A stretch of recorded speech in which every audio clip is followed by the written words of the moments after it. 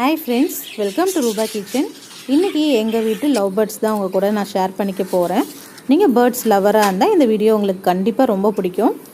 இந்த கூண்டு பாத்தீங்கன்னா நாங்க வீட்லயே வந்து செஞ்சது. எங்க மாமா தான் செஞ்சாங்க. ஃபுல்லா wood எல்லாம் வந்துட்டு வாங்கிட்டு வந்து நாங்களே வந்துட்டு full and full ரெடி பண்ணது. இந்த பேர்ட்ஸ்லாம் பாத்தீங்கன்னா more than 1 years-ஆ எங்க வீட்ல இருக்கு.